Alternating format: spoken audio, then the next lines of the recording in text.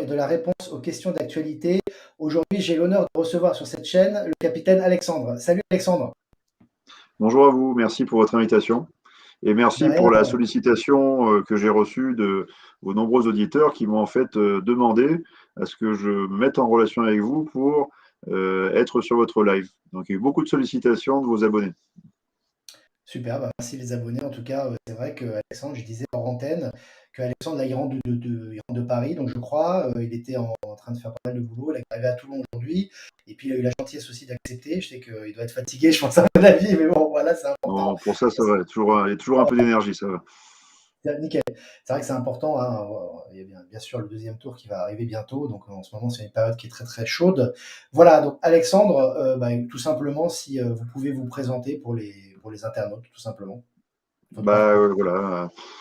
À l'heure actuelle, je suis le président en fait d'un parti politique qui a été lancé depuis 4 jours, qui s'appelle Le Peuple de France. Voilà, www.lepeupledefrance.fr. Qui est un parti en fait qui en fait rejoint une prise de conscience. Le clivage dans lequel nous vivons actuellement politiquement est un clivage passé depuis plus de 30 ans. Nous vivons en fait dans un mensonge de clivage politique, gauche, droite, centre, extrême centre, toutes ces choses-là. En fait, il y a les amoureux de la France qui veulent défendre leur terre et veulent y rester enracinés et y faire naître et grandir et transmettre ça à leurs enfants. Et il y a toutes les personnes qui estiment que le monde est à eux, leur appartient et il ne faut plus, il ne faut plus de frontières, il faut des esclaves Uber à chaque aéroport pour les desservir de l'aéroport à la gare. Bref, un clivage entre mondialistes, une sorte de bourgeoisie mondialisée, sans frontières et sans état d'âme d'ailleurs, et des peuples qui, eux, sont attachés à leur culture et qu'il faut absolument respecter. Donc ça, c'est l'étape, on va dire, terminale c'est mon actualité. Mhm. Avant ça, j'ai aussi, je me suis beaucoup engagé dans les mouvements citoyens depuis 2 ans. Quand je me suis rendu compte en mars 2020 de l'horreur dans laquelle nous étions en train de rentrer. Voilà. Donc très vite, je me suis mobilisé au début avec peu de moyens, c'est-à-dire que j'étais seul. Après la manifestation, après la manifestation à Toulon, on était 6, 7 sur le parvis de la gare de Toulon. Et j'ai malgré tout essayé de mobiliser sur tous les thèmes possibles pour qu'on reste surtout unis, parce que je sentais arriver une grande dislocation, et on en reparlera peut-être après. Mhm. D'ailleurs, une petite musique qu'on entend actuellement depuis ce matin sur toutes les chaînes, la petite musique de la guerre civile. Avant ça, janvier-février de cette année, je me suis engagé à la présidentielle pour essayer encore une fois de défendre des idées que j'avais observées durant toutes ces actions citoyennes, ces mouvements. J'avais collecté beaucoup d'idées très intéressantes de beaucoup de citoyens et j'ai essayé de les concaténer en fait dans un programme que j'ai ensuite proposé et défendu sur 80 étapes partout en France. Euh, une façon aussi de valider ces idées, de voir si elles sont pérennes et si elles correspondent en fait à ce que veut le peuple. Parce que le peuple, à mon sens, existe. Cette notion est battue en brèche par toutes les élites parce qu'ils ne veulent pas du peuple, comme ils ne veulent pas du référendum, parce qu'ils ne veulent pas de la souveraineté, parce qu'il Bien sûr. s'agit d'une bourgeoisie mondialiste qui ne veut pas en Mhm. fait que le primat politique, c'est-à-dire le vote du citoyen de demain, les empêche de jouir et d'abuser du monde sans entrave. Eh bien, nous allons leur mettre des entraves politiques. Ça s'appelle le vote, ça s'appelle l'élection, ça s'appelle aussi la responsabilité politique. Avant ça, j'étais chef d'entreprise, même si je peux beaucoup moins m'engager depuis maintenant 2 ans. Une entreprise qui a d'abord été dans le bien-être, puis ensuite une ligne de cosmétiques, une ligne de parfumerie. Et j'ai fini en créant en fait un diffuseur de parfum, donc une machine mécatronique que j'ai brevetée Mhm. et qui permet plein d'usages, du cinéma olfactif, de la publicité olfactive, et qui permet aussi l'invention du grand Satan, c'est-à-dire d'y intégrer une boucle d'intelligence artificielle qui permet de savoir si les clients d'une barre de chocolat ou d'une bouteille de vin vont Mhm. aimer le nouvel arôme ou la nouvelle senteur, saveur du produit en question. Donc ça m'a Mhm. passionné pendant 5 ans. C'est le monde des saveurs et des senteurs. Pourquoi ça me Mhm. passionne? Parce que je suis un grand gourmand. Voilà. J'aime la vie sous plein d'aspects. J'aime sentir, j'aime goûter, j'aime bouffer, j'aime plein de trucs. Et je me suis dit qu'on pouvait réenchanter aussi un peu le quotidien, parfois un peu morne, un peu gris, des Mhm. pubs, des trucs un peu froids, par une odeur. senteur-saveur, pour le réenchanter, pour le réchauffer ou le rafraîchir. Et ça marche sur l'esprit et c'est quelque chose de magique. Et avant ça, j'ai été officier de gendarmerie pendant 12 ans, avec, passé à l'école spéciale militaire de Saint-Cyr, puis à l'école des officiers de la gendarmerie nationale, commandant de brigade, commandant de peloton d'intervention, état-major, j'ai fini dans le renseignement militaire. Et après, Mhm. quand j'ai monté mes entreprises, je suis passé aussi un peu par du droit public à l'Université de Toulon, dans tout ce qui est export des matériels de souveraineté, donc export des armes. Quand j'étais encore au renseignement militaire, c'était lié en fait à mon cursus. Donc je connais bien tout ce qui est matériel de souveraineté, industrie de l'armement, toutes ces choses-là. Et à la fin, j'ai aussi fait un passage à l'ESSEC pour essayer de faire un recyclage aussi en finance, économie générale, toutes ces choses-là, pour être un peu moins con, voilà, sur toutes les notions Ce que je économiques et trouve financières. Je me permets de te tutoyer, Alexandre, parce que tu sais, ici, la chaîne, c'est vrai. Mais tu sais, ce qui est intéressant, vraiment, ouais, moi, je trouve à première vue, je connaissais pas tous les détails que tu me donnes là. Je trouve intéressant, c'est justement que tu as à la fois un pied dans la, ce qui est intéressant, tu as un pied dans la société, dans le business, dans le commerce, dans l'économie. Ça, c'est vraiment important. Et en même temps, tu as cette expérience militaire, etc. Et je trouve que c'est intéressant, justement, d'avoir les deux, justement, de voir ce côté Ouais, positif, d'avoir ce côté entrepreneur, ce côté, voilà, dans le business, dans les affaires, etc. Et en même temps aussi, ben, militaire, avec une formation à Saint-Cyr. Je trouve ça très intéressant.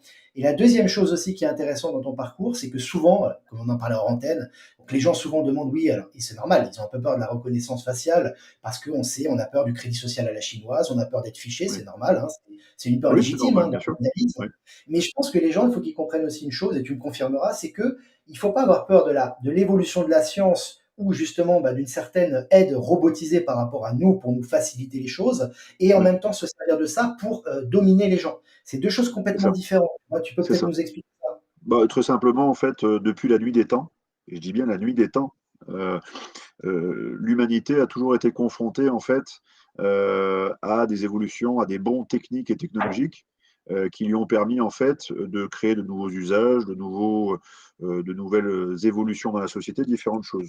Ces bons technologiques ont tour à tour euh, euh, soit aliéné l'humain, soit l'ont libéré. Voilà. C'est toujours la même, en fait, le même paradigme originel qu'on retrouve d'ailleurs dans les écrits saints, dans beaucoup de choses.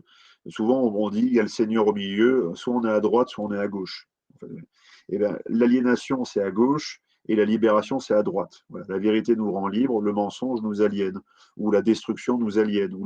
Et tout ce qui est en fait lié à la domination de l'autre pour nous écarter en fait de la libération d'autrui, en fait, nous amène en fait vers la grande division, vers la grande domination, vers le grand anéantissement, en fait vers la mort en fait. Et c'est ce qu'on appelle la Mhm. gnose, Mhm. qui a été l'ennemi juré des différentes religions. C'était en fait des sous-branches de certaines religions qui en fait essayaient de nous tirer vers ce qu'on a appelé l'ombre de nous-mêmes. C'est-à-dire si on recherche la vérité dans tout ce qu'on fait et la lumière, voilà, de la liberté et de la vérité, à côté on peut aussi avoir l'ombre qui nous empêche, qui nous voile nous-mêmes. Il y a l'ombre Mhm. de nos certitudes, l'ombre de notre hubris, l'ombre de plein de choses. Et cette ombre s'appelle le Chatham. Et le Chatham, D'accord. c'est Satan. Voilà, tout simplement. Voilà. J'adore. Et c'est intéressant parce qu'on vit une période en ce moment, bah, c'est lié, hein.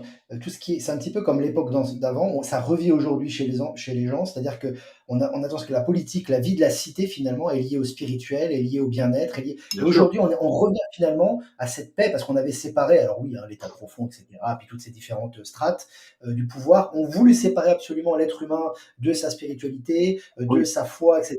Et aujourd'hui on oui, revient finalement à mettre au centre finalement eh ben, son éthique au centre de la société, l'être humain au centre de la société, pour justement ben, retourner à la vérité, à l'authenticité. Et les gens sont en oui. quête de cette authenticité aujourd'hui. Est-ce que tu Oui, peux un peu... c'est-à-dire qu'en fait, ils ont essayé il y a 233 ans, dans la plus grande puissance du monde à l'époque, qui était la France, et qui est maintenant la sixième ou septième, donc on a perdu pas mal de rangs. La richesse et la puissance de la France étaient en fait liées à son histoire, sa culture, différentes choses, mais aussi en fait à son rapport à la transcendance. C'est-à-dire que les grandes choses qu'on a bâties, on les a bâties en oubliant notre ego et en oubliant que nous étions mortels, parce qu'on était dans une perspective en fait de transmission sur plusieurs générations. Et ça en fait, ça a impliqué qu'on croit en autre chose, qu'on croit en au-dessus de nous en fait. Et c'est pour ça que quand on a enlevé cette transcendance, c'est-à-dire ce rapport à Dieu, au divin, il y a 233 ans, Après, ils ont fait un long travail en fait de déracinement des gens progressivement. C'est-à-dire qu'ils ont coupé les branches d'un arbre il y a 233 ans. C'était assez facile. C'est facile d'élaguer un arbre. Par contre, enlever la souche, c'est beaucoup plus dur. Ça s'appelle la culture, l'enracinement, toutes ces choses-là. Et en Mhm. fait, en nous détournant de ce divin, ils nous ont ramené dans, ce que, dans une proportion ancienne qui était les 2 tiers de ce que nous sommes. Et les 2 tiers de ce que nous sommes, la matière, c'est le 666. Donc si en fait nous ne sommes des choses que piégées dans la matière, dans un but matérialiste ou financier ou de jouissance immédiate, sans penser en fait à la transmission derrière, et qu'on ne met pas d'esprit, on ne met pas de supplément d'âme dans ce qu'on fait, et on ne se Mhm. projette pas à long terme pour les autres que soi, donc dans une forme d'altérité, une forme de Mhm. générosité, eh Mhm. bien en fait on enlève ce caractère divin qui est en nous en fait aussi. Bien sûr. Et on ne peut pas être unitaire. On ne peut pas être un, entier. Mhm. Et donc, quand on n'est pas un entier, on laisse un vide en soi, comme on laisse un vide dans la société, comme on laisse un vide dans plein de choses. Et ça permet dans ce vide d'y faire entrer plein de conneries. Voilà. Mhm. D'ailleurs, tu as parlé du 866 qui est souvent cité par le macaron, hein. Il aime Oui, bien ce oui, chiffre en mais qui en général, il le fait, cite souvent. voilà, on peut être terrifié par le truc, mais si on l'explique différemment, on se rend compte en fait que c'est juste quelque chose pour nous contrôler dans, on va dire, euh, une partie de ce que nous sommes. Plus ils nous couperont Mhm. en fait de notre introspection qui nous fait comprendre que quand on tombe au sol, par exemple, et qu'on perd conscience, on tombe Mhm. inanimé, on perd son animus pendant un certain temps, donc son esprit. Et quand on Mhm. revient à soi, on a été réanimé. Toutes ces choses-là, c'est des liens au siècle passé. Tous Bien les sûr. anciens nous ont légué ça. Alors, jusqu'ici, ils nous ont légué dans les livres ou sur les frontispices des cathédrales. C'était leur seul Mhm. moyen de nous, en fait, de Mhm. nous léguer en fait, ce savoir et le savoir-faire qui allait avec aussi, bien sûr, ce savoir Mhm. ancestral. Et maintenant, sur les bâtiments d'art moderne, qu'est-ce que vous voulez qu'on lègue? Il n'y a Pas plus rien, en grand-chose. fait. Pas Voilà, il n'y a plus grand-chose. de transmission, en fait. Vous voyez? C'est intéressant ce que tu dis parce que justement, on a l'impression que pour nous maintenir dans la matrice, c'est vraiment le narratif de la peur. On le voit, la peur du C-19, la peur du conflit, la peur de la Oui, famine. Et dans la bouche de Macron, c'est une réalité, il s'en cache même pas. En fait, c'est oui, tout le temps la peur, c'est tout le temps la peur, la peur, la peur. Et ils ont utilisé, donc je lis tes classes qu'elle a écrit, c'est intéressant. Ils ont utilisé la peur pour soumettre la population mondiale et ça a bien marché. Quand je constate que des personnes seules dans leur voiture portent la mascarade, c'est inquiétant. C'est aussi une oui. forme de manipulation de masse quelque part, la peur. Qu'est-ce que tu en penses, Oui, la peur, en fait, est un instrument. La peur est un instrument qui nous porte à gauche, encore une fois. Donc, la peur est en fait une aliénation. C'est ce qui nous conduit à l'aliénation, donc qui est contraire à la libération. Voilà. Donc, ça porte à gauche et ça ne fait nous diviser déjà en nous-mêmes. Quand on a peur, on n'est pas dans nos pleines capacités. On n'est pas unis, en fait, dans l'action, dans la pensée, dans le geste. On n'est pas là, en fait. Et Mmh. voilà, on n'est pas nous-mêmes. On n'est pas aligné, centré, ce que vous voulez, enraciné, j'en passe. Donc, c'est juste ça. Et cette peur, en plus, elle est virale. Mais il y a une bonne nouvelle, quelque chose d'encore plus viral que la peur, c'est le courage. Mais là, il faut arriver à appuyer sur le bouton. Euh, et je ne dis pas le désespoir, parce que certains peuvent confondre courage et désespoir. Actuellement, beaucoup de gens sont dos au mur, ils ont perdu leur job. Du fait d'avoir perdu leur job, ils ont perdu leur couple, leur famille, ou les familles ont explosé à cause du C-19, toutes ces choses-là. Donc ça peut être du désespoir, mais le courage, c'est différent. C'est retourner vers les autres. Le Mmh. désespoir peut nous faire agir seul, le courage nous fait nous réunir et agir ensemble avec une masse, dans une masse qui devient intelligente. Mmh. Et Dans c'est le cette courage, masse intelligente qu'il faut arriver en fait à stimuler pour refaire révolution, tout simplement. il faut dépasser l'ego, hein. Pour avoir cette forme de courage, il faut dépasser juste l'ego personnel pour pouvoir aussi faire quelque chose pour la collectivité. Donc c'est aussi une forme de dépassement de soi-même, quelque part. Absolument. Et d'abandon de soi. Voilà. Ouais. Quand on n'est plus dans l'ego, en fait, on abandonne cet ego. Donc, c'est une forme d'abandon de Mmh. soi à autre chose. On Mmh peut mh. aussi un peu se laisser porter aussi par une dynamique collective, c'est possible. Voilà. Tout à fait. Et refaire Alors lien, oui, refaire sens dans ouais. la communauté. Alors on va venir à des choses, tu sais que c'est une chaîne aussi, on parle beaucoup de spirituel ici, donc tu es bien tombé. C'est super qu'on parle de ça parce que tu as pas forcément l'occasion de te poser ces questions, c'est super. On va revenir à des choses un peu plus terre à terre, c'est intéressant aussi. Olivier, est-ce qu'il est possible de faire une analyse du débat d'hier? Quelle impression? Alexandre? Bah, le débat d'hier, je l'ai vu dans son intégralité. Alors, j'avais, en toute honnêteté, hein, j'avais voté François Fillon au premier tour en 2017 parce que je savais que Fillon avait une analyse géopolitique qui pouvait gêner l'État profond dans le sens où il était pour un recentrage de la France à mi-chemin entre les États-Unis et la Russie, déjà à l'époque. Donc, pour éviter tout ce qu'on est en train de vivre actuellement. Et j'ai dit, c'est lui, je connaissais toutes les frasques de Fillon. Quand j'avais été dans le renseignement, par exemple, je savais en tant que Premier ministre, il disait le jeudi soir, je suis à la tête d'un État en faillite, très bien, et le vendredi matin, il prenait un jet, le jet de Matignon, il descendait au Castellet, faire des tours de voitures de sport, puis il remontait à Paris, quoi, sur le dos du contribuable. Donc Mhm. voilà, c'était un peu ça aussi Fillon. Mais à côté de ça, son programme géopolitique était le bon, on va dire, sur la vision stratégique. Donc j'ai voté pour lui. J'ai voté pour Le Pen au deuxième tour. Voilà, parce que je voulais pas que Macron passe. J'ai parfaitement compris quel était l'horrible individu que ça et surtout le système qui était derrière. C'était Mhm. c'était fait. Et j'ai eu moins peur hier soir que en fait en fait au bout de la quatrième minute en 2017, j'ai compris que c'était plié parce que Le Mhm. Pen n'avait pas le niveau. Là, je dis pas qu'elle l'a, mais en tout cas, elle a fait beaucoup de progrès. Et ça lui a permis en fait de faire le dos rond et de laisser à la rigueur presque Macron s'épuiser en fait Micron. sur sa Oui, rivale. c'est. Pardon, Excuse-moi. Emmanuel Vas-y. M Mhm. s'épuiser sur sa rivale. Mais quand il lui a parlé de son patrimoine et notamment les banques russes et tout, là il fallait qu'elle lui rentre dedans mais avec férocité. Mhm. Macron a perçu, pardon, Emmanuel M a perçu plus de 4,3 millions d'euros de rémunération sur la dernière décennie. D'accord. Son patrimoine actuel dépasse à peine 500 000 euros net. Il Ouais. y a un petit problème dans le fichier Excel, si vous voyez ce que je veux dire. Voilà. Et la haute autorité n'y a rien revu, parce que la haute autorité, elle est très haute, mais ce n'est pas une autorité en fait. Elle n'a pas de coercition derrière, donc elle ne peut pas obliger à faire de la transparence, elle n'a pas de pouvoir de police ou quoi que ce soit. Vous voyez ce que je veux dire? C'est juste du déclaratif. Donc elle aurait dû lui rentrer dedans. Et elle aurait dû lui rentrer dedans notamment sur le péché originel de Macron, d'Emmanuel, pardon, je ne vais pas y arriver, qui est en fait l'ingérence étrangère, depuis le début. C'est un fil d'Ariane Mhm. de toute la mandature Macron, qui est en fait Mhm. McKinsey, met à disposition des collaborateurs gratuitement, que McKinsey continue à payer au profit de l'équipe d'Emmanuel M. Et ensuite, les contreparties, bah, c'est une petite contrepartie, c'est 1 milliard d'euros pendant 5 ans. Mhm. C'est quand même énorme. Puis il y a toujours une enquête du Sénat qui est en cours par rapport à ça, hein. Oui, C'est bah, pas ils du tout enquêteront, le terminé. Sénat enquêtera, Ouais. le PNF va Mhm. enquêter. Et pendant ce temps-là, la démocratie est contrôlée par des antichambres, des clubs, des conférences internationales et en fait des entités privées, transnationales ou des États. Donc c'est de l'entreprise étrangère ou c'est de l'État étranger qui fait de Mhm. l'ingérence. Et un président qui laisse en fait de l'ingérence sur son sol voire qui l'alimente, c'est des atteintes aux intérêts fondamentaux de la nation. Voilà, Mhm. c'est du pénal. C'est Mhm. inscrit dans le code pénal, 410-1 et suite du code pénal. Il y a aussi les atteintes supérieures aux intérêts de l'État.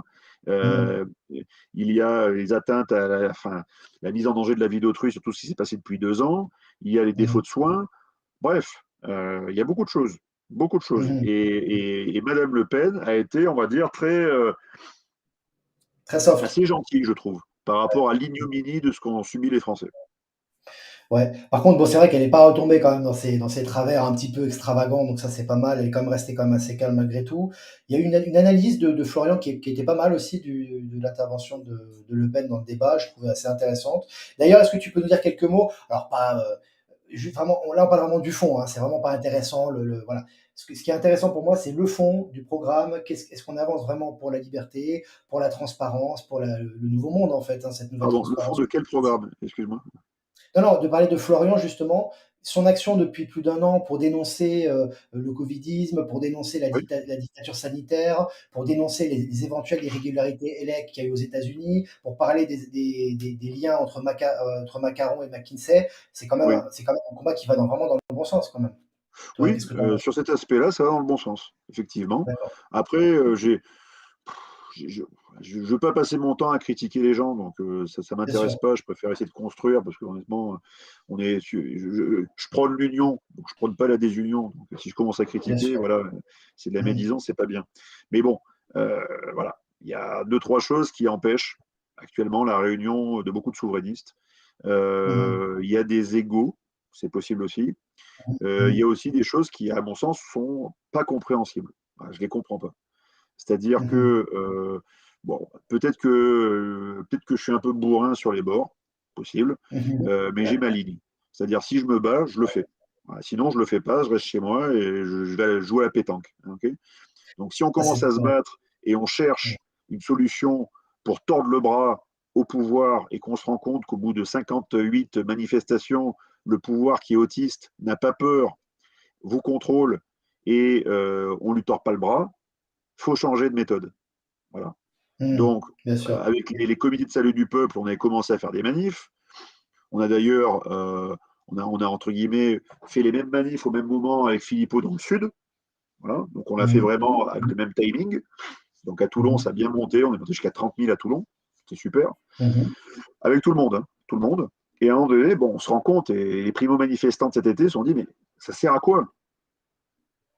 Et à ce moment-là, je savais que chez les Patriotes, il y avait des consultations aussi, disant bon, Mmh. on fait quoi, quoi? C'est bon, on a défilé 5 fois, 6 fois, 8 fois, on finit, on boit un coup, on se sent mieux. Voilà, on a refait du lien à tout le monde, on s'est Tu remonté le raison. moral, on va pouvoir porter le masque pendant 5 jours et écouter toutes leurs conneries sur CNews pendant 5 jours. Ok, on va mieux. Mais ensuite, comment on fait pour éviter le pire? Ce qui s'est produit.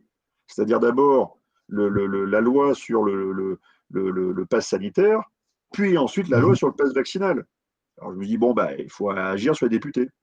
C'est eux qui sont en capacité de bloquer le président dans ses errements absolument lunaires. Et donc, on a Mmh. commencé à faire le siège des permanences. Donc, ça, c'est une action qu'on avait faite. On n'avait pas forcément demandé aux patriotes à ce moment-là. Et la troisième action qu'on a essayé de diligenter, c'était les blocages. On se dit, bon, ben, vu qu'ils comprennent rien et qu'ils sont Mmh. autistes, Mmh. les manifs, ça sert à rien. Aller faire le siège des permanences, ça sert à rien. On aurait pu à la rigueur faire des comités d'accueil sur la voie publique, en bas des domiciles des épouses et des époux des députés. Peut-être qu'ils auraient commencé là un peu à comprendre. Il y avait ce projet-là aussi, pour un peu les alerter. Et puis à la fin, on se dit, bon, ben, il faut bloquer. Et ça, c'était Mmh. fin novembre. Donc on a Tu me commencé, fais on a penser fait deux fois. quand tu dis comme c'est un problème mondial, parce que le mondialisme, hein, c'est un fléau mondial évidemment. Tu me fais penser quand tu dis ça à ce qui s'est passé au Canada. Ça peut être Oui, mais intéressant ça, ce c'est genre avant déjà. d'initiative. C'est-à-dire que quand ils Ouais. ont commencé au Canada, Mmh. ils ont commencé, je pense, à organiser le truc en septembre-octobre. Ouais. Les Français pensaient la même chose aussi à leur niveau. Mmh. Donc il y a eu des consultations chez Philippot. Moi aussi, les gens, on y a réfléchi aussi dans les CSP, tout ça. Je dis, bon, on y va, on le fait. J'ai proposé. Mmh. Donc j'y Mmh. suis allé, j'ai fait une vidéo, j'ai dit, allez, on y va, on bloque, 65 points de blocage, qui même me suivent, on y va. Et puis j'en ai même parlé à Philippot, je lui ai dit, ben, on le fait ou on le fait pas? Non, je veux pas. Bon, bah ok, bon, bah, fais ta manif, quoi. Voilà. D'accord. Et donc on est Mmh. parti bloqué seul. Et ça n'a pas marché, parce qu'on n'était pas assez nombreux. On l'a fait 2 fois. Voilà. Ensuite, il y a eu l'Union Sacrée, qui a été proposée par Philippe Murer et par Rémy Tell, que je salue, tous les deux. Voilà, Philippot a préempté l'Union Sacrée, il a voulu la faire avec sa logistique, pourquoi pas? Donc, je lui dis, bon, c'est sympa. Il offre son Mmh. parti pour aider, vu qu'il a 30 000 adhérents, il peut aider à organiser le truc, c'est super. Mmh. Sauf qu'après, il laisse pas parler tout le monde. Donc bon, moi j'ai pas parlé, bon, à la rigueur, peu importe. Le général Martinez n'a pas parlé, Olive n'a pas parlé, enfin bref, il y a plein de gens qui ne sont pas parlé. Mmh mh. Non, c'est pas de l'union sacrée, c'est de l'union presque Ouais, sacrée. Voilà, c'est tout. Donc là, ouais. ça a Il pétardé le faut aussi truc, et lâcher un puis à peu la l'ego comme fin, tu dis. Ouais, ouais, lâcher un c'est peu l'union l'ego. presque sacrée, quoi. Hein. Ouais, je Et puis à comprends. la fin, il part en présidentiel, et puis il s'arrête en plein milieu. Bon, bref. Donc je Est-ce que comprends c'est pas. pas le plus im Ouais, je comprends. Est-ce que c'est pas le plus important en ce moment, Alexandre, justement de en fait, parce qu'on sait très bien que ça pas tous, bien évidemment, mais certains politiques, de toute façon, ils sont dans leur narratif et ils s'arrêteront pas quoi qu'il arrive quelque part, certains, hein, pas tout le monde. Mais je me dis: «Est-ce que c'est pas le plus important de sensibiliser la population?» parce que finalement, plus on sensibilise la population et qu'on fait prendre conscience et plus il y a un degré de la population ou un pourcentage qui est élevé, ça peut justement faire pression justement par rapport à les gens font de la désobéissance civile et là, ça peut avoir un vrai impact par rapport à ce changement finalement. Est-ce que c'est pas le peuple qu'on doit viser en premier finalement, Bah, je également? pense que oui, oui, oui, non, mais je pense que tout ce qu'a fait Philippot et d'autres, hein, il n'est pas seul, hein, il y a Asselineau, hein, qui lui Ah, a c'est filé bien. aussi un bon paquet d'idées et de concepts aussi. Sinon, est quand même une tête assez bien faite et assez bien pleine, qui a, Mhm. on va dire, stimuler aussi la pensée et les programmes d'autres formations politiques que la sienne. Voilà, et moi, je trouve que Mhm. c'est très bien ce qu'il a pensé. Donc oui, Mhm. prise de conscience. Voilà, les gens en sont conscients. Mais maintenant, une fois qu'on a été spectateur de l'information, qu'on a ingéré cette information, qu'est-ce qu'on en fait? Mhm. Ah oui, des Comment ensuite actions. on passe dans la Des pragma, actions concrètes, bien dans sûr. la Mhm. matière? Ouais. C'est-à-dire que ces Moi, j'ai personnes trouvé qui ce sont en face principe. de nous, Mhm. les personnes qui sont en face de nous ne réagiront pas à, on va dire, la pyramide de la compétence ou la pyramide de la moralité est détruite. Ce qui est une sorte de pyramide sociale, c'est-à-dire la Mhm. personne qui est au-dessus de moi, c'est soit qu'elle est plus compétente que moi sur quelque chose, qu'elle est plus utile que moi dans un niveau de compétence, très bien, ou alors Mhm. elle représente une forme de sagesse ou de plus-value d'idées ou de moralité supérieure qui fait qu'on a besoin de cette personne au niveau. Donc, Bien c'était sûr. en fait la hiérarchie classique sociale. Là, vu qu'ils l'ont inversé, on est face à Mhm. des gens absolument incompétents et absolument immoraux. Donc, ces personnes qui sont incompétentes et immorales, vous n'allez pas on va dire, jouer sur leur éthique ou leur déontologie. Bien sûr. Puis ils ont été placés Il va là falloir justement arriver parce qu'ils tout à sont. fait mal. Hein. Ils ont été placés là parce qu'ils sont facilement corruptibles également et tout ça. Ça a été à Absolument. dessein évidemment, hein, ça c'est évident. C'est intéressant, alors la question est très provocatrice, mais je pense que la réflexion est intéressante Alexandre, je te la lis. Les militaires et les gendarmes sont du côté des forces de l'ombre, ils gagnent de l'argent à chaque amende, donc ils se fichent du peuple. J'enchaîne sur la question Alexandre, un peu plus profonde par rapport à ça. Toi qui es issu quand même d'une. Oui, oui, je sais, c'est de la provocation. Mais toi qui es issu d'une formation militaire, tu connais quand même bien ce milieu également, puisque effectivement, ça fait Ouais, partie de ta vie. Est-ce que ouais. tu peux nous dire comment les militaires actuellement, en interne, c'est-à-dire en interne, ils voient cette politique, on va dire, apatride de Macron, etc. Comment ils le vivent au quotidien? Ça, c'est intéressant. Bah, moi, comme je l'analyse, en fait, c'est que je ne comprenais pas, depuis quasiment 10 ans, dans toute la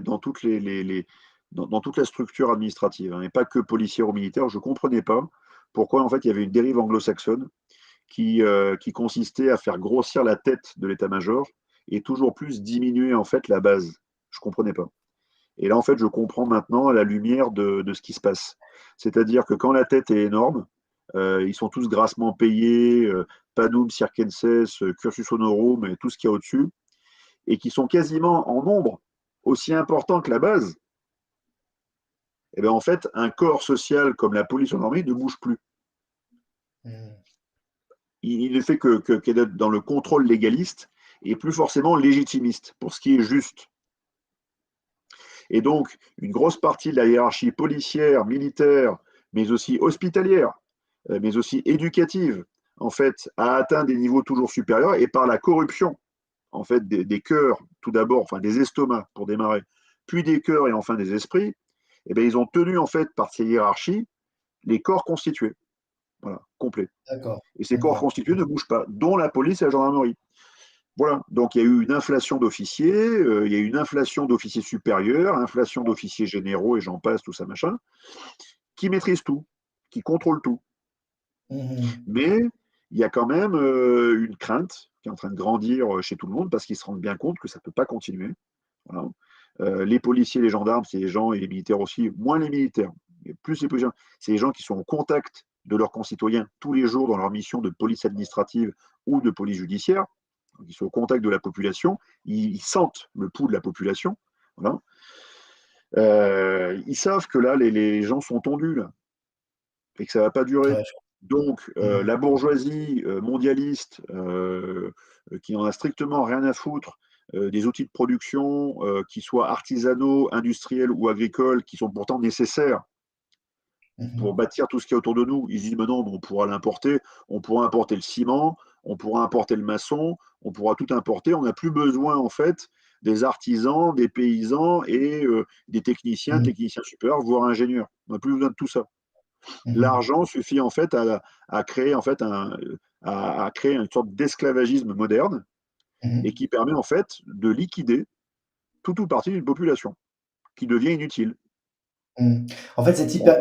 hyperclasse Ouais, c'est un peu comme dans les autres secteurs aussi, hein, de la société, hein, les militaires sont pas épargnés, la police et cetera. C'est que le poisson Ouais. pourrit par la tête, c'est-à-dire que tu as une élite qui a été placée là par l'hyperclasse, en fait. Cette élite a été corrompue, grassement payée et cetera, pour se taire et pour faire taire les opposants au système et finalement, eux, ils empêchent toute rébellion et tout ce qui pourrait se passer, qui pourrait aller dans le sens du peuple au sein de ces corps armés, en fait. C'est un peu ça qui se passe. Oui, en fait, ils ont utilisé comment dire, leur puissance financière pour corrompre. Voilà. Donc, ils ont bien lu la Boétie et Machiavel en long, en large, en travers. Ils ont compris que quand tu arrives en fait à apporter du pain en permanence à quelqu'un, il est ensuite très difficile de le bouger. Sauf on a quand même un particularisme ici.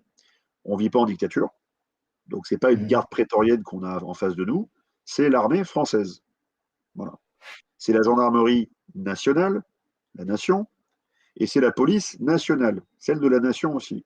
Okay, donc même si ces notions ne sont plus trop enseignées dans les écoles de police ou gendarmerie et à l'école tout court, je vais vous dire, il n'y a plus d'éducation ni d'instruction civique pour faire comprendre ce que sont ces notions de peuple, de nation, et c'est fait exprès pour diminuer en fait la conscience politique. Donc cette conscience politique a aussi été diminuée dans la police et la gendarmerie et les forces armées. On est d'abord formé à l'école publique, d'accord. Ouais, Si bien cette sûr. école Mmh. publique ne vous donne pas d'instruction civique pour vous dire vous êtes un citoyen et vous allez avoir des droits, il faut quand même allumer la petite lumière de la conscience civique à un moment donné, quoi. Donc là, on est en train de Mmh. payer aussi ce qu'on n'a pas fait depuis 20 ans. Donc c'est bien beau de dire ah, les policiers, tous des salauds, les gendarmes, tous des salauds. Oui, mais sauf que ça fait déjà 30 ans qu'on vous dit attendez, c'est normal de ne pas enseigner ce qu'est un peuple, une nation, une civilisation à l'école. D'accord. Ils ont déjà complètement modifié déjà l'enseignement à la base pour les rendre Oui, plus dociles et oui. cetera. Je comprends Et ce que ça tu fait veux dire. déjà une génération et demie. Moi, j'ai encore Ouais, bénéficié d'une instruction normale. Voilà. Mais après, à d'accord. partir des Mmh. années 90, ça a commencé à partir en cacahuète. Donc maintenant, on D'accord. subit tout ça. Il va y avoir un sursaut. Voilà. Je sais que beaucoup dans les forces armées attendent aussi, ils ont attendu le peuple en fait. Une insurrection. Ouais. Ils ont attendu Ouais. le peuple, ils l'attendent toujours. Mmh mh. Mais le problème de ce peuple, c'est qu'il est aussi infiltré. C'est-à-dire qu'ils ont eu leur Oui. stratégie d'infiltration et de manipulation du peuple, que j'ai observé aussi, que j'ai mis en écrit. J'ai rédigé un bouquin aussi par rapport à tout ça. Mmh Et mh. donc, souvent, si on résume, c'est comme une salle de bal, et vous avez deux prétendants qui se regardent. Ils n'ont jamais valsé de leur vie. Il y a la force publique d'un côté, prétendant numéro un, et il y a le peuple de l'autre, prétendant numéro 2. Et ils valsent pas. Et ils se Ouais. comprennent, hein, ils ont envie de se rapprocher l'un de l'autre, mais il y a un truc Il faut des encore qui fait qu'il n'y a pas le il point de manque quelque fusion. chose. Ouais, Il manque voilà. quelque chose.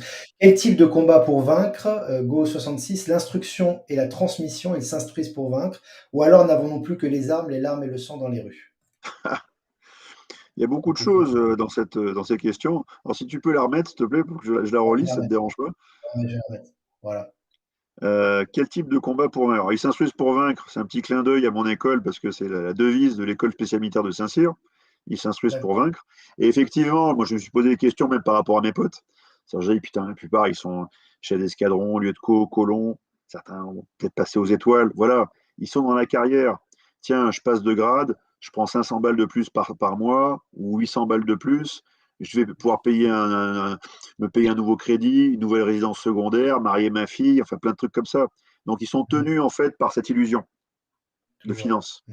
mais qui ne repose plus sur rien, vu qu'en fait on ne crée plus suffisamment de valeur en France pour financer tout ça.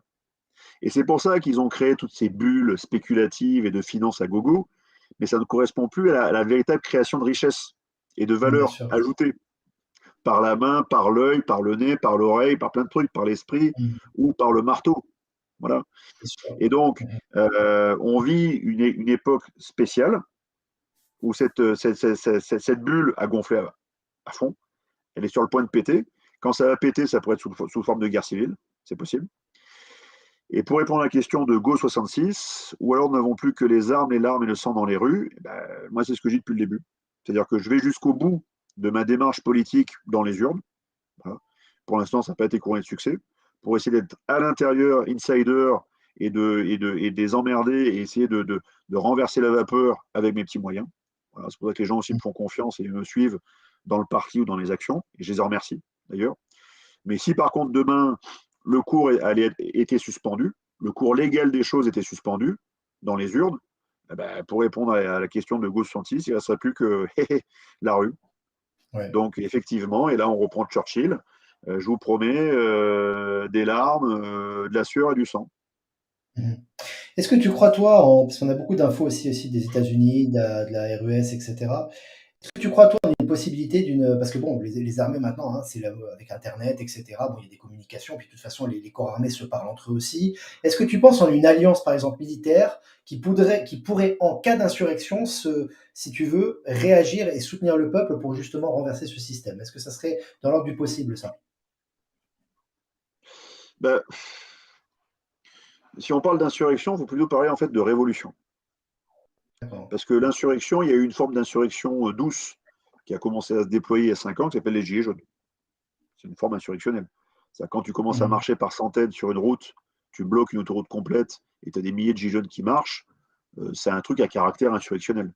Voilà, tu es Mmh. contre le bon droit qui te dit non, non, non, il ne faut pas marcher sur l'autoroute. Ben si, je mets mon gilet jaune, par centaines et par milliers, je marche sur l'autoroute et je vous emmerde, en fait, quoi. Donc il y a un caractère Mmh. insurrectionnel. C'est une jacquerie, en fait. Mais cette jacquerie n'a pas permis de faire révolution, pour plusieurs raisons.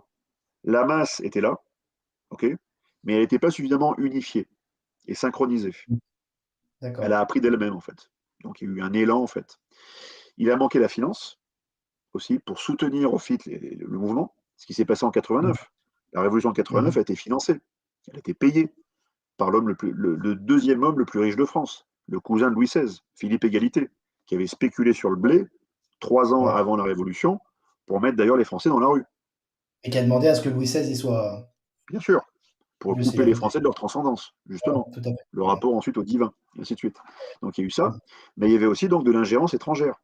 C'est-à-dire que c'est l'Angleterre qui a effectué cette manœuvre subversive à l'époque pour saboter la puissance française et devenir la puissance prééminente au XIXe siècle. Ce qu'elle a réussi à faire. La France était première puissance mondiale au XVIIIe siècle. En sabotant la puissance française et l'unité du corps social français, ils sont montés au-dessus de nous. Et il a fallu Mmh. quasiment un siècle pour les rattraper ensuite. Donc la France Mmh. est redevenue première puissance mondiale après, à la fin du XVIIIe siècle, à la fin du XIXe siècle, pardon. Mais tout le début du siècle industriel, c'est les Anglais. Et ils l'ont fait en sabotant la puissance française. Mmh. Bien sûr. Donc là, ce qui se passe actuellement, c'est que si demain il y a une révolution qui se passe en France, il faut qu'elle se fasse aussi avec le concours d'une puissance étrangère. Donc c'est la troisième condition. C'est-à-dire Mmh. la masse, l'unité et la finance, et la puissance étrangère de tutelle, qui aide, pour Mmh. renverser en fait le truc. C'est des jeux de C'est ce qu'avait puissance, des jeux de pouvoir. Pour en revenir un petit peu à politique étrangère, mais bon, c'est lié aussi à ce qu'on vit, c'est un peu ce qu'avait réussi à faire pendant un moment d'été, quand il avait été, je dis d'été, hein, tu vois qui je veux dire? Quand il avait été élu C'est ça? en 2016, d'été, l'ex-président américain. Moi, je dis d'été, Ah Donald. pardon, oui, moi Ouais, j'étais à Dwight Eisenhower, aux Didi États-Unis. Eisenhower, parce qu'il y avait aussi Didi Eisenhower. Ouais, ok. Ouais, je suis passé aux États-Unis en 2016, donc Ok. l'ex-président. En fait, c'est ce qu'il avait plutôt réussi à faire dans le sens où il avait quand même une puissance financière qui lui a permis d'être connu. Il a accédé au pouvoir un peu envers et contre tous, un peu cet profond qui était là, qui l'a vu, qui se dit mais qu'est-ce qu'il fait cette espèce de trublion, etc. Et puis il a quand même réussi, mine de rien, à rapatrier quelques entreprises, à faire du patriotisme économique, etc. Et finalement, c'est vrai que et c'est là où tu dis la finance finalement, elle permet, c'est vraiment l'échelon manquant pour justement aider à, comme tu dis, une insurrection qui ferait la différence dans la société, quoi. Finalement, on en revient au nerf de la guerre, hein, c'est vraiment intéressant. J'ai une question à Ouais. te poser, Alexandre, qui paraît important, parce qu'on en parle beaucoup sur Média, parce qu'on a beaucoup d'infos par rapport à ça. Est-ce que tu peux nous parler par rapport du nouveau système financier qui est en train de se mettre en place en Chine, en RUS, dans les BRICS, hein, au Brésil, etc., par rapport à ça, qui va remplacer, et qui là-bas commence à remplacer petit à petit l'actuel système. Est-ce que tu as des infos par rapport à ça? Est-ce que tu as des compréhensions à nous donner? Des informations, non, parce que je n'ai pas creusé le sujet. Par contre, c'est Mmh. juste en fait une facette, tout simplement, de la perte de puissance américaine, c'est-à-dire l'hyperpuissance américaine qui est devenue hyperpuissance en 91, quand le mur est tombé. 89, pardon, le mur est tombé. 91, l'URSS s'est disloqué. Les États-Unis se sont retrouvés seuls, la plus grande puissance militaire, en fait, principalement, Mmh. et appuyés sur le pétrodollar. Cette hégémonie est en train de tomber. Et la chute de cette hégémonie se traduit aussi par en fait le découplage aussi d'un système financier, un système financier alternatif, où il a fallu quasiment 30 ans pour que les BRICS en fait, construisent en fait, une alternative à la puissance occidentale qui était sous l'hégémon américain. Voilà, donc c'est fait, ça y est. Il a fallu aux Russes 20 ans pour reconstituer leur puissance. Voilà. Après 10 ans, après avoir été, tout a été dilapidé, privatisé, vampirisé jusqu'en 2000, quand Poutine est arrivé, il aura fallu 20 ans. Les Chinois, en 2000 encore, c'était pas une grande puissance, hein, mais depuis 20 Mhm. ans, ils ont accéléré très fortement. Donc il y a eu une Mhm. bascule, en fait, tout le monde le dit, hein, de toute façon, il y a une bascule à l'Est qui se fait actuellement, un rééquilibrage, tout simplement. Donc une Mhm. multipolarité, dont parlait déjà Multilatéralisme. Chirac en 2002, Mhm. hein, enfin plutôt en 2003, quand il s'est levé avec Villepin contre la guerre illégale. Je rappelle, la Mhm. guerre illégale d'Irak. Voilà, on parle de Bien guerre sûr. illégale russe actuellement contre l'Ukraine. Oui, elle est illégale, effectivement. Mais avant ça, l'ONU est tombée le jour où en fait la guerre en fait est décrétée contre l'Irak. Bien Et sûr. que le Conseil de Mhm. sécurité avait dit il ne faut pas y aller. Parce que dans le Conseil, il y Mhm. avait justement les Chinois et les Russes, déjà à l'époque. Mais qu'il n'y avait pas la Ouais. puissance à l'époque suffisante pour s'opposer diplomatiquement, il n'y avait que le Conseil de sécurité. Il n'y avait pas autre chose. Là maintenant, ils ont la Mhm. puissance économique et financière, surtout les Chinois. Donc, ils peuvent Ouais. contrer tout ça. Et c'est pour ça qu'il y Ouais. a cette création de nouveaux systèmes. J'en sais pas plus. D'accord. La clé finalement, bah, je t'invite à regarder Info Libre, tu en sauras davantage, tu verras si tu as le temps. On en parle pas mal, on a pas mal d'infos par rapport à ça. Ce que je veux te dire aussi, c'est que finalement, on pense finalement, bon, on est beaucoup à le penser, je pense que beaucoup de Français le pensent, que le dernier président qui avait vraiment la carrure et qui voulait vraiment l'indépendance de la France, c'était le général de Gaulle. Je pense que là-dessus, on est assez d'accord. Si tu veux, est-ce qu'aujourd'hui, la place de la France quelque part, c'est justement d'être dans ce monde, de jouer ses cartes dans ce monde multipolaire plutôt qu'effectivement bah, les intérêts de l'OTAN, etc. Mais vraiment qu'elle soit dans ce monde multipolaire et qu'elle joue sa carte vraiment librement dans ce monde multipolaire avec un vrai patriotisme finalement. Dans ce monde finalement multiple, quoi. Plus dans ce monde Oui, unitaire. en fait, la France a encore, pas pour longtemps, parce que son aura et son prestige ont été durablement affectés par les derniers présidents, et notamment Macron, bien sûr. Elle Mhm. avait encore, et c'était très fort, encore sous Chirac, qui avait réussi encore à préserver cette image, elle avait une aura très forte, vraiment, c'est le pays du droit. Voilà, les Chinois nous appellent le faguo, voilà, le pays du droit. Pays de la Donc loi. pour nous, on est le droit, et pour d'autres, on est le pays de la liberté. Donc c'est un sacré héritage à porter, le droit et la liberté. Donc on est toujours un phare pour le monde, déjà ces deux valeurs et principes. Il y a une valeur et un principe, en fait, derrière tout ça. Mhm. Euh, Mhm. mais il faut le tenir. Et la plupart, en fait, de nos présidents récents ont torpillé cet héritage. Donc on va pas le rester encore très longtemps si on continue comme ça. Donc il faut effectivement qu'on se reprenne en main, qu'on reprenne le contrôle de notre destinée politique dans notre pays pour qu'ensuite on réarrive la France à son rang. C'est une grande puissance, ce n'est pas une puissance de second rang comme certains veulent le dire. Au niveau de la puissance symbolique et métasymbolique, c'est une grande puissance, Bien voire sûr. l'une des plus grandes puissances, à n'en pas douter. Parce que ça reste encore la France, comme la Chine et d'autres pays, ça reste l'Inde, Chine, Inde et France, et on peut y mettre peut-être un peu la Turquie, voilà, sont en fait les quatre civilisations qui peuvent accuser plus de 1000 ans d'histoire. Ouais. Mhm. Exact. Voilà, il n'y en a pas Mhm. 50. Hein. Donc, ça a un poids et il faut qu'on soit digne de ce que les anciens nous ont légué. Pour à Bien notre sûr. tour le léguer aussi. Ce n'est qu'en fait qu'un prêt, en fait. On nous a prêté ce pays, il faut qu'à tour qu'on rende les clés ensuite à nos enfants et qu'à leur Ouais. tour, ils fassent de même. C'est tout ça, c'est tout simple. Ouais, Donc oui, dans la mhm. multipolarité, on peut avoir un rôle d'arbitre et pas que des élégances, d'arbitre dans le droit, d'arbitre dans la Mhm. liberté. On a encore une puissance militaire qu'on va devoir un petit peu revitaminer. Voilà, parce qu'on ne peut rien faire dans le monde du droit, de la diplomatie, si on n'a pas d'hard power, ce que disait Bien Joseph sûr. Nye, le hard power. Donc si on n'a pas Mhm. d'armée puissante et de technologie clé, on ne peut pas agir en diplomatie. Pourquoi Poutine tient à distance actuellement les États-Unis d'Amérique? C'est qu'ils sont à l'équilibre, ils ont une symétrie nucléaire, donc ils ne peuvent pas s'autodétruire.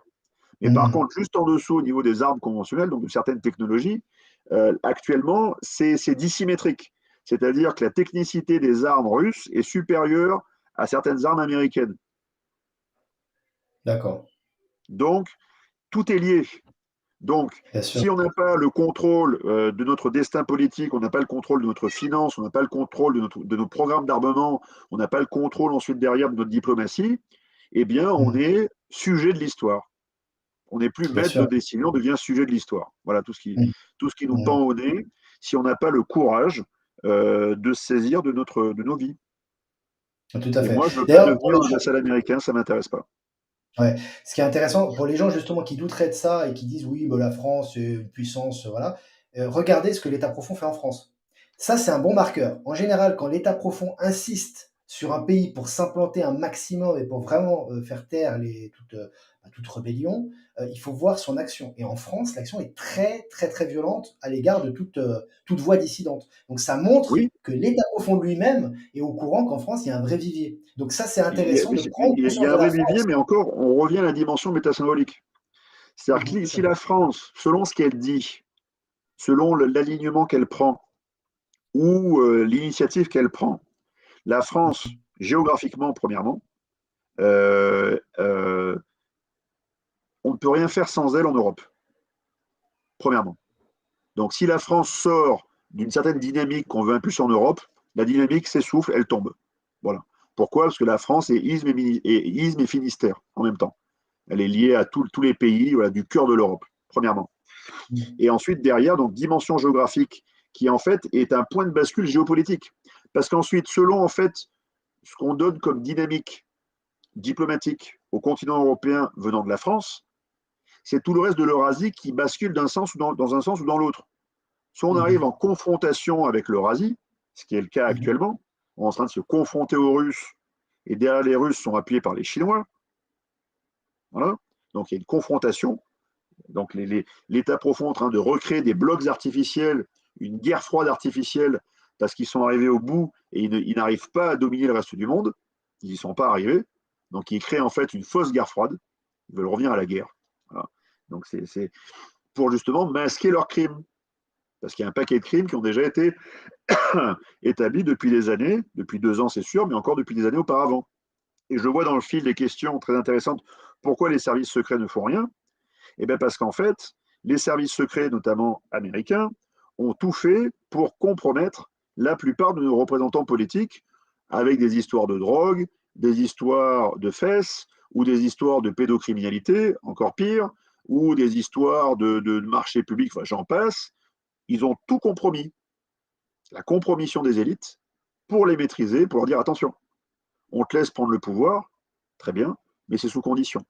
C'est-à-dire qu'on a des intérêts économiques et financiers, McKinsey, j'en passe, machin, tout ça. Tiens, on est Mmh. intéressé par vos turbines, là, Arabelle, parce qu'on manque, en fait, on est mauvais en technologie sur les turbines, donc on a besoin de récupérer votre propriété intellectuelle, et puis ensuite on vous la revend plus cher, hein, votre propre propriété que vous avez vous-même, qu'on a, qu'on, on fait de la propriété intellectuelle en France, ils nous la revendent plus cher. On nous prend vraiment pour des débiles, quoi. Et ils font pareil avec Alcatel, et puis ils font pareil avec toutes nos industries, en fait. Donc, c'est du Bien sûr. dépeçage. C'est de la Mmh. vampirisation en règle, et les services secrets derrière ont une responsabilité dans tout ça. Ils font ce qu'ils peuvent, ils alertent, mais derrière, en fait, le pouvoir politique est tellement pourri que tous Mmh. les dossiers arrivent sur leur bureau et ils ne peuvent rien faire d'autre. Voilà. Donc, Ils ce qui sont va se tenus par poser comme les question ensuite aux mmh. forces publiques et notamment de renseignement au-dessus, des GSE, j'en passe, c'est jusqu'à quel point allez-vous laisser le pays se disloquer? Et vous en aurez la responsabilité aussi. Bien Parce que sûr. si vous ne faites rien, je me fous de savoir qui m'écoute ce soir, mais j'envoie ce message aussi aux différents services de renseignement. C'est bien beau de renseigner, c'est confortable uniquement de renseigner, mais si vous ne faites rien pour défendre les intérêts fondamentaux du pays, attention, vous avez simplement un petit peu grogné quand Goulard a voulu prendre le ministère de la Défense, parce que c'était un agent atlantiste. Donc là, la DGSE a un peu grogné, d'accord? Mais tout le reste, c'est autoroute. Excusez-moi du terme, c'est une partouze. Et on se fait mettre. Donc là, il va falloir que les services de renseignement se réveillent, il va falloir que les Ouais. forces armées se réveillent, parce qu'elles sont au service d'une seule entité, c'est le peuple souverain. Comme Bien d'ailleurs sûr. l'a rappelé avec beaucoup d'intelligence hier soir Marine Le Pen, le peuple souverain. Et s'ils ne font pas ça, ils en porteront la responsabilité si la France se disloque. Bien sûr. Et peut-être un jour la culpabilité. Qu'ils le Mmh. Ça sachent.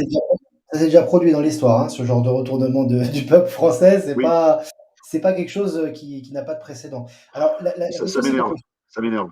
Ouais, je comprends. Bah, attends, tu m'étonnes, c'est quand même vachement important, hein. C'est les intérêts de la nation, du pays et tu es quand même représentant de ça et si tu agis contre les intérêts du peuple, surtout en ce moment, en période de révélation, que ce soit à tous les niveaux, on le voit, hein, tout est en train de ressortir, hein, les choses cachées maintenant avec internet et cetera, tout ressort à un moment donné, et puis il y a quand même qu'est-ce que tu penses justement, pour enchaîner par rapport à ce sujet-là, parce qu'on a beaucoup d'infos, on a un fil d'actu ici, on envoie plein d'infos tous les jours, des presses françaises et étrangères.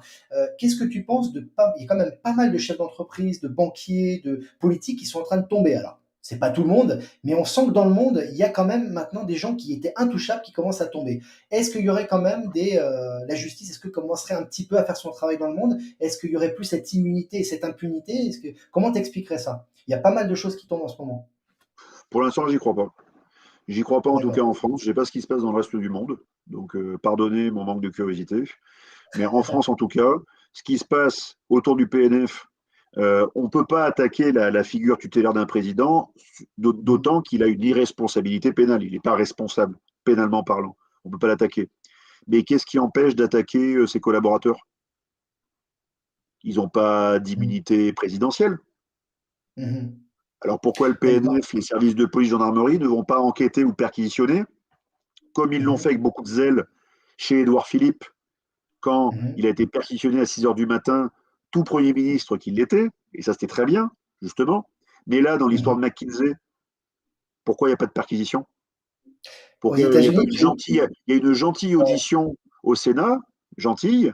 Ils ont ouais. été très gentils comme ils l'ont été avec Benalla, mais c'est pas Mmh. ça qu'il faut pour ces gens-là. C'est de la Mmh. perquisition pure et dure, et c'est de la garde à vue de 96 heures.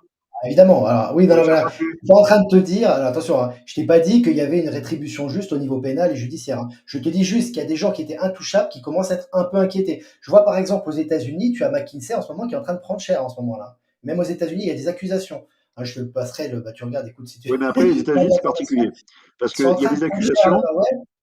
Mais quand même. Et puis tu as, c'est en même temps que les élections, et en même temps tu as également aussi, je crois que c'est l'ancien chef du MEDEF, Ernest-Antoine Seillière, il a pris du sursis, certes, il a pris 4 ans de sursis, mais avant il était intouchable. Il n'avait jamais rien lui. Il a quand même pris 4 ans Mais de il sursis. y a des choses qui fonctionnent bien aux États-Unis, mais en gros, Mmh. c'est pour que ça paye, financièrement parlant. Ouais, ouais, ouais. Donc oui, Ils c'est payent des des amendes records, ça ne les empêche pas de vendre des médicaments, hein. Pfizer ça met paye des milliards et ils continuent. mmh. Donc, eux, c'est business. Business as usual, il faut que ça tourne. Donc, la justice arrive, elle les fait cracher et ça repart comme avant, quoi. C'est-à-dire, tout va D'accord. bien et on vous fait confiance parce que vous avez craché 1 milliard. Bah non, ils n'ont pas forcément amélioré leurs bonnes pratiques pour cela. Bien Et sûr. Par contre, il y a le McKinsey, scandale certains ont peut-être tombé, mais McKinsey ouais, dedans, il y a peut-être des agents de département d'État ou autre chose qui utilisent McKinsey comme ils utilisent sûr. d'autres entreprises d'audit analytique internationales pour auditer Mmh. les entreprises. Ça a été bien pratique pour mener la guerre économique, pour Bien savoir sûr. avant tout le monde où étaient les failles dans certaines entreprises étrangères. Ils ont Mmh. utilisé les Ernst Young et j'en passe pour savoir ce qui Mmh. se passait en temps réel. Et on y met un petit agent à gauche à droite, et on fait du rance, et on fait remonter des fichiers, puis tout va bien. Et après on rachète, ou alors on liquide. Enfin bref, c'est la guerre. La guerre. Et donc, McKinsey, c'est pas McKinsey France hein, qui a fait pique-pente pour en conseil rémunéré à l'État français. C'est pas McKinsey France. Il y a le Mmh. bureau France, mais derrière, c'est le droit américain, hein. Bien sûr. On répète quand même que Mac, Kinsey, c'est quand même très important. Pour les gens qui sont pas bon, qui sont pas au courant des détails, mais grosso modo, c'est quand même presque 1 milliard d'euros qui ont été bon, au total, hein, si on Plus d'un accumule milliard, on accumule tout, hein. Je veux dire plus d'1 milliard si on accumule tout, en qui a été 5 ans. donné. C'est de l'argent public, c'est de l'argent Oui, public, 1 milliard qui a été donné pour des conseillers étrangers, privés, pour notamment la crise du C-19 et cetera et pour d'autres choses et que s ils ont été pas soumis ils n'ont pas été soumis à l'impôt. C'est bien ça, on est d'accord? Ils n'ont pas payé oui. d'impôts par rapport Il y à a cette eu, somme-là. il y a eu de la suspicion de blanchiment de fraude fiscale dans un premier Ouais. temps, mais Mmh. derrière ça, il y a de la fraude fiscale, il y a des conflits d'intérêts. Je veux dire, Ouais. faut quand même pas oublier que Macron a été intermédiaire financier, c'est son titre, chez Rothschild Co. À ce titre, il a pris plus de 3 millions de rémunération qui a disparu. Mmh. Et le deal, c'était entre Nestlé et qui? Pfizer. Oh bah tiens, ça tombe Ouais. bien. Et on revoit qui après?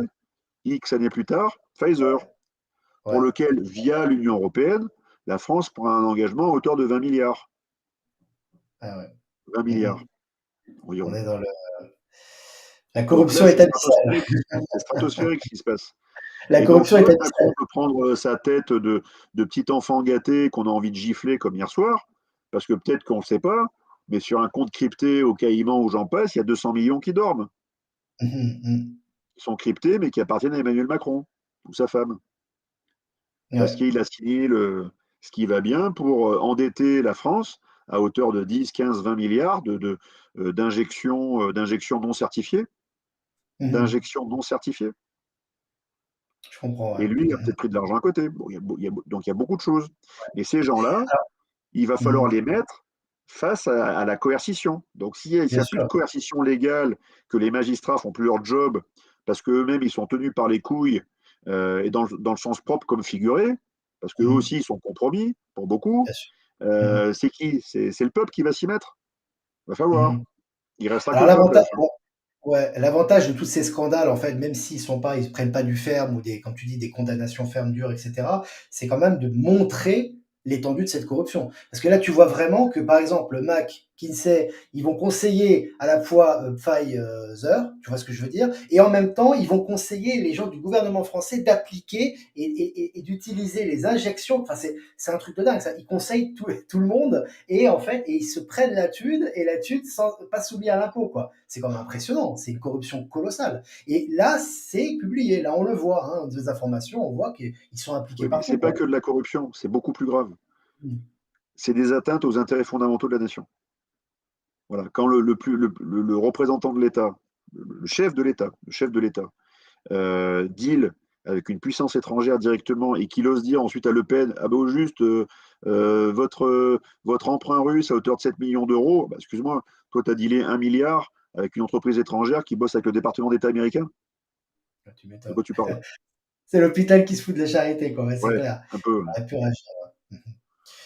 Alors, il y a trop de questions. Si tu vois une question Là, ça il y en a beaucoup, mitraille, hein. là. Je dois Ouais, préciser. j'essaie de suivre, mais il y en a vraiment énormément. On est quand même 9000, on est 9400 en direct, c'est énorme, hein. Donc, voilà, est-ce qu'il y a des questions? Je suis en train de regarder. Voilà, on a parlé de toute cette corruption ici, on est assez au courant quand même sur ce réseau. Est-ce que concrètement, voilà, là on est quand même dans le feu de l'action, il y a le deuxième tour qui va arriver dimanche prochain. Qu'est-ce que tu aurais, parce que c'est le message, il y a des gens qui t'écoutent là, quel message tu aurais envoyé à tous ces gens, tous ces électeurs, toutes ces personnes par rapport à qu'est-ce qu'ils peuvent faire concrètement justement et qu'est-ce que tu leur conseilles de faire et donne les arguments justement par rapport à ce qui arrive là, par rapport à cette Ben, je vais échéance. voir encore sur les 3 prochains jours. Je ne suis pas clairement fixé pour une raison simple, c'est que ça évolue tous les jours. Mhm. Et pour preuve, aujourd'hui, j'entends une musique que je n'avais pas entendue hier, que je commence à entendre ce matin. Donc c'est bizarre, on dirait que la plupart des rédactions sont mises d'accord là-dessus. La guerre civile. Ça y est. J'ai vu un tweet de Valérie Boyer, des Républicains. Ah, vous Mhm. comprenez, le voile, ça va provoquer la guerre civile. Bah oui, mon con. Ça fait juste 10 ans qu'on vous hurle qu'il y a 750 zones de non-droit et qu'il faut y aller. D'ailleurs, pour libérer beaucoup de Français sur place qui ne supportent pas d'être pris en otage par 3-4 énergumènes, d'ailleurs.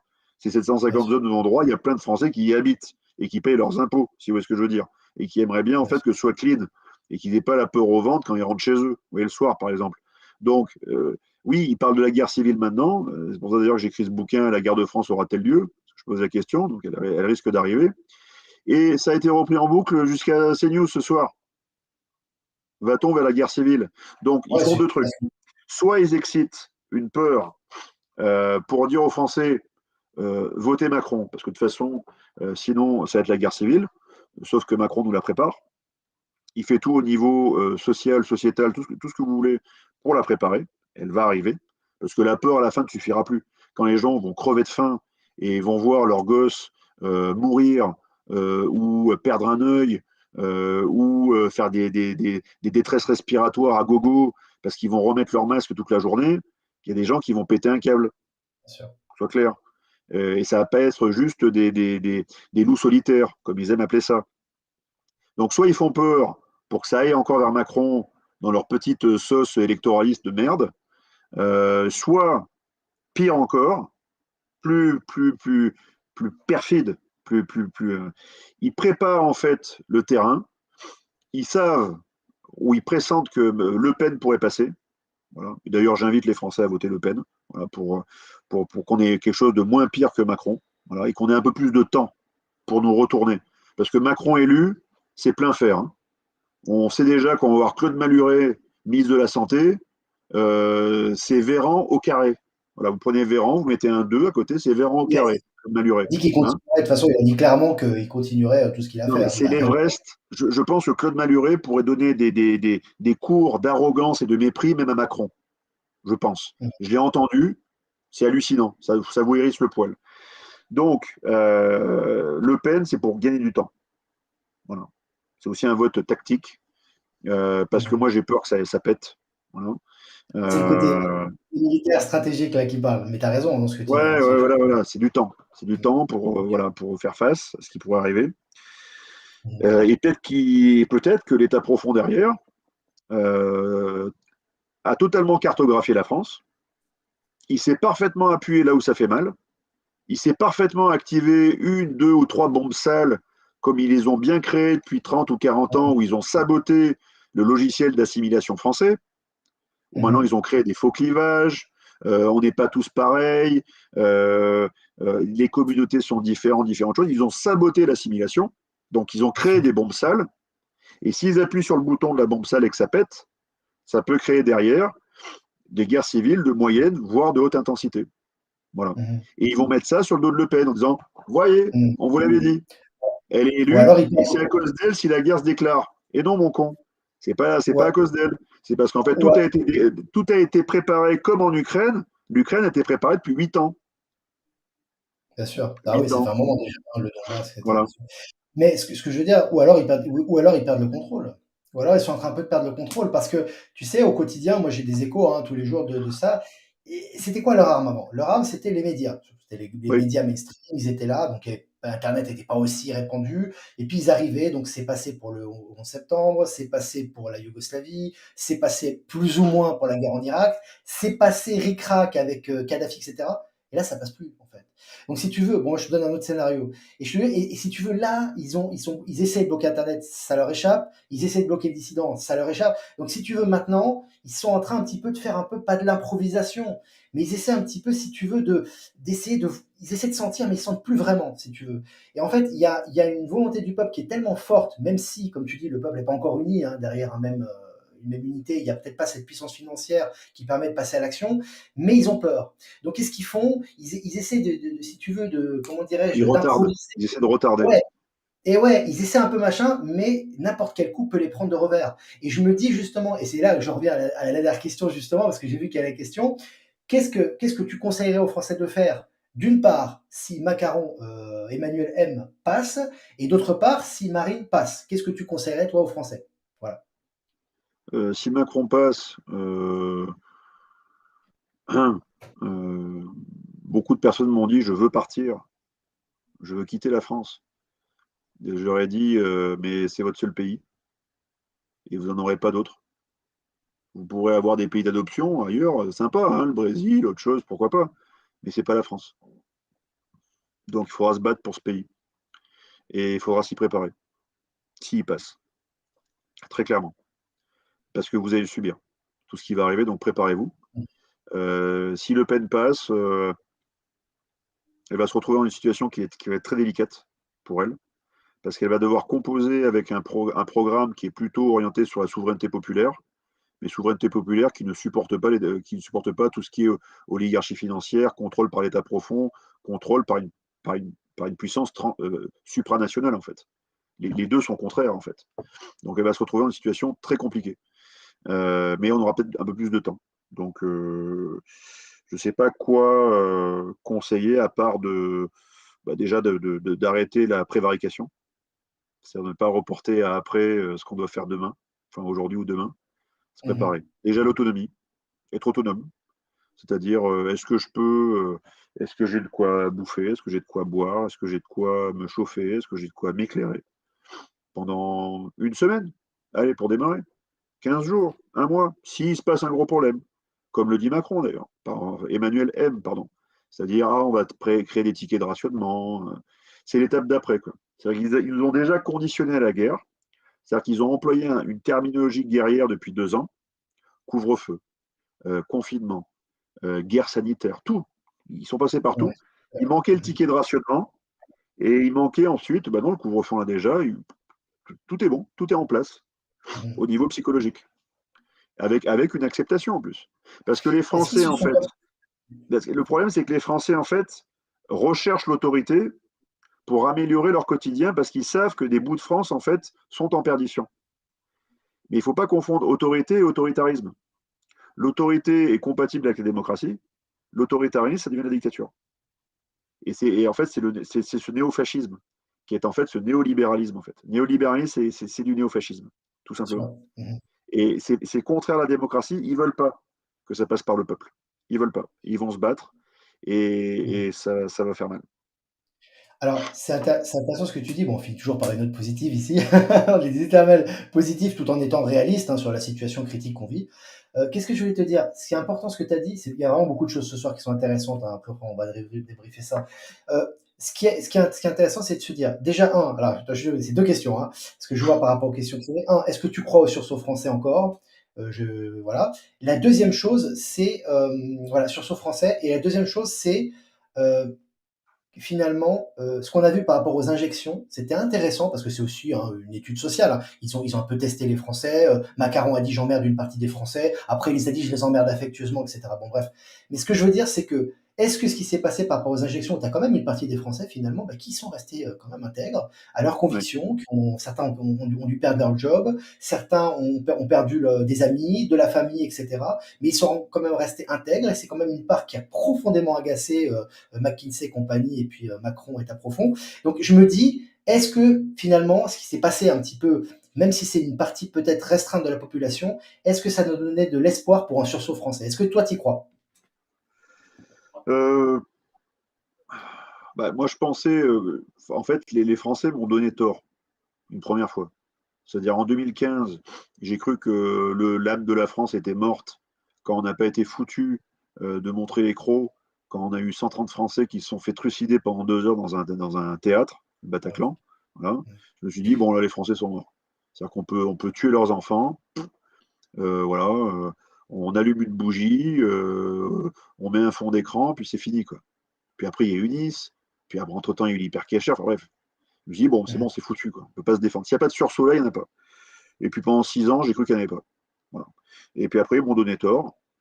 Tout 2020, j'étais encore dans cette croyance, parce que je leur disais, mais attendez, ça va péter, machin, j'allais voir les commerçants, ça va péter, ça va péter. Et d'un coup, 17 juillet 2021, il se lève d'un coup. Il y a le sursaut, un premier sursaut en fait. Après le sursaut déjà des gilets jaunes, bien sûr. Ah, bien Faut sûr, pas ouais. les oublier.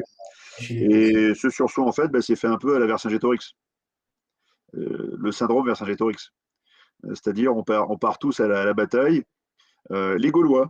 Les Gaulois, c'était des grands guerriers, forts, braves, mais indisciplinés au possible. Ouais, Et exact. ça partait dans tous les sens. Ça partait Jules dans tous les César, sens. Et en ouais. face, il y avait l'armée romaine, où les guerriers, n'étaient pas plus forts que les autres, moins forts peut-être, mais ils avaient une cuirasse, ils avaient une tactique, une stratégie, puis ils avançaient en tortue. Quoi. Et ils étaient très disciplinés. Et les Gaulois se sont fait écraser. Voilà.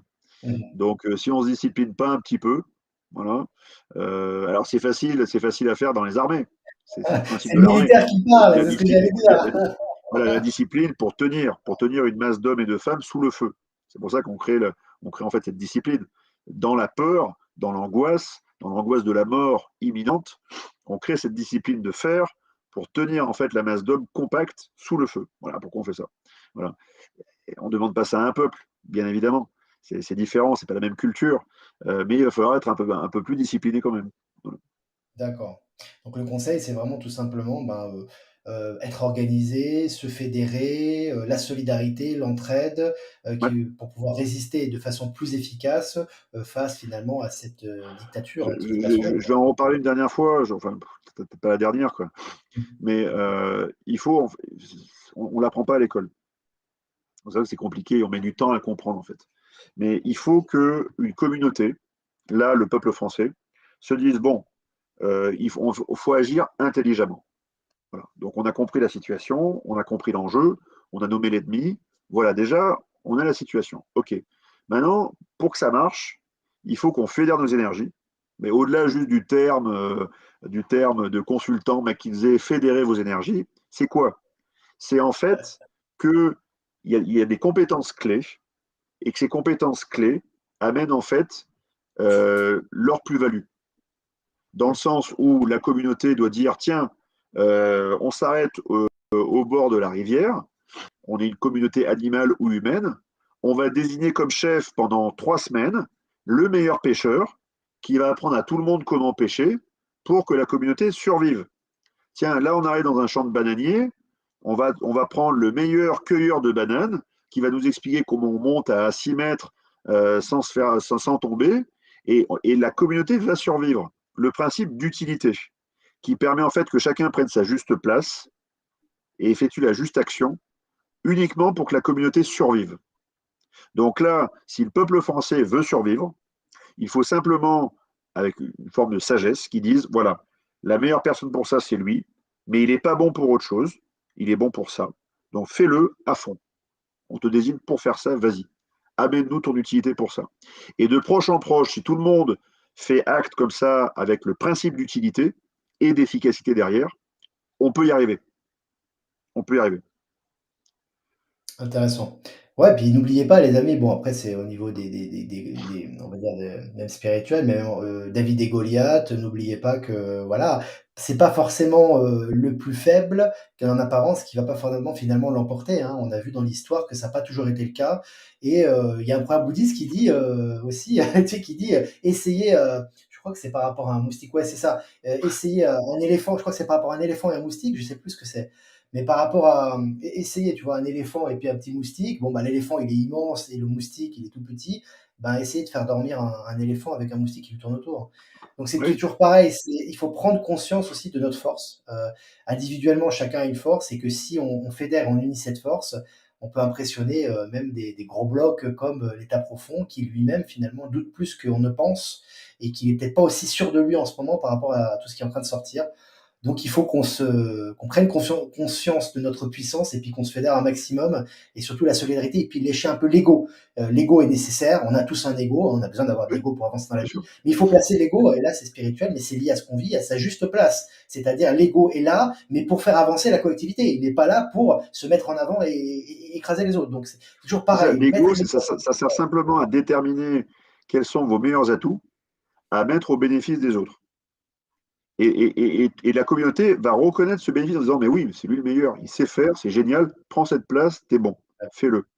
Et c'est pour C'est ça ça. que tout ne peut pas marcher par le vote systématique. J'en parle parfois des gilets jaunes, je leur dis, mais vous ne pouvez pas voter pour savoir sur quelle aire d'autoroute vous allez vous arrêter pour pisser, quoi. Ça ne marche pas. Donc, Mmh. les communautés, ce qu'elles faisaient, elles désignaient des gens pendant un certain temps. Et les gilets jaunes, j'en ai parlé avec certains cette semaine, sont très attachés à ça, c'est très intelligent. C'est une sorte de mandat révocatoire et impératif. On te nomme pendant 2 jours, 3 jours, 7 jours, un mois pour faire ceci, faire cela, coordonner les actions, monter quelque chose, un plan et j'en passe. Après, on va au résultat. Si tu n'es pas arrivé, on te révoque. Voilà. Et ils veulent même faire ça pour les mandats plus tard des représentants nationaux. C'est très bien. C'est très bien. C'est comme ça que ça marche en entreprise, hein, pas différemment.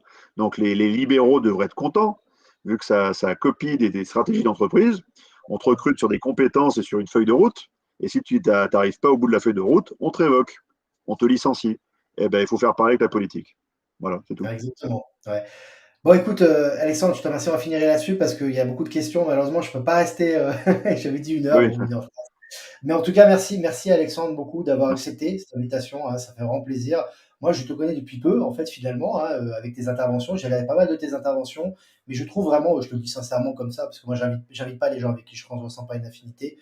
parce que j'ai besoin de sentir quand même un minimum d'affinité avec la personne. Je trouve que tu as du panache.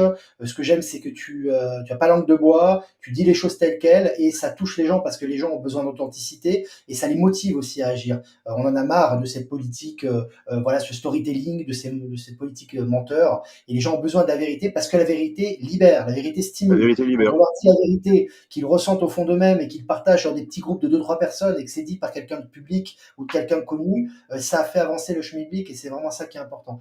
Voilà Alexandre. Écoute, bon courage. C'est quoi le programme Alexandre avant les tu as un petit programme Là, avant le on manifeste à Toulon samedi, sous la pluie, alléluia, au les cœurs, contre ouais, Macron, toujours, ouais. pour bien me montrer que jusqu'au bout, on est mobilisé, donc la veille. Mmh. Dimanche, je vote, bien entendu. Et après, D'accord. on attend dimanche soir, voir ce qui va se passer. D'accord. Selon ce qui se passe, on va ajuster l'agenda. Mmh. On va essayer de préparer des candidats plutôt citoyens aux législatives. Donc, s'il y a des gens motivés qui ont des. C'est pas une question de CV, c'est plus une question en fait d'engagement, de valeur et qui aiment leur prochain. Voilà. La politique, c'est aimer son prochain et vouloir faire quelque chose quelque chose Service de la altruiste. ci au service de la cité. Tout à fait, Voilà. exactement. Donc, qui nous contactent, ils vont sur www.lepeupledefrance.fr, tout attaché, lepeupledefrance.fr. Et là, on va faire un casting national et de qui on va pousser sous ce logo Le Peuple de France aux législatives pour que si la situation n'est pas encore trop détériorée d'ici juin, qu'on peut encore s'instiller jusque dans les cénacles Bien et sûr. les ordres de la République, sous les ordres de la République, eh bien, on fera en sorte d'y être et d'avoir des candidats qui, de l'intérieur, pourront aussi nous dire ce qui se passe et D'accord. peut-être aussi influer sur le cours funeste des choses. D'accord. Je mettrai les liens, les amis, en bas de vidéo. Alexandre va m'envoyer les liens. Évidemment, je ne l'ai pas encore mis parce qu'on a fait cette vidéo vraiment à l'arrache. Pour la petite histoire, moi, je voulais faire cette vidéo un peu plus tard. Puis Alexandre, il m'a dit, écoute, non, non, non, c'est maintenant qu'il faut le faire. Le deuxième tour, ça va arriver bientôt. C'est maintenant. Ouais, Il faut pas te le faire pendant qu'il est chaud. Et c'est pour ça qu'on a fait finalement, là, je reviens de vacances et j'ai dit, ah, on va le faire tout de suite. Voilà. Merci Alexandre, tu passeras les liens. Je les mettrai sous la vidéo. Merci pour ton ça engagement. marche. Je te souhaite bon courage et puis je nous souhaite bon Merci. courage et puis qu'on Courage à soit tous. unis pour Courage à tous. pour le bien du peuple, quoi, tout simplement. Voilà. Salut Alexandre, on reste en antenne. Salut Passez une Alexandre. bonne Salut soirée. à tous Merci à les amis. tous. Merci, à Merci. Au demain revoir. pour un mini live. Je vous embrasse les amis. Merci, ciao, ciao. N'hésitez pas à liker, partager la vidéo, faites partager au maximum cette vidéo les amis, hein. C'est super important que les gens soient au courant de ce qui se passe et de l'avis d'Alexandre aussi, c'est super qu'on ait son avis ici sur cette chaîne. Donc je vous compte sur vous pour liker et partager. Merci les amis, à demain. Ciao, ciao.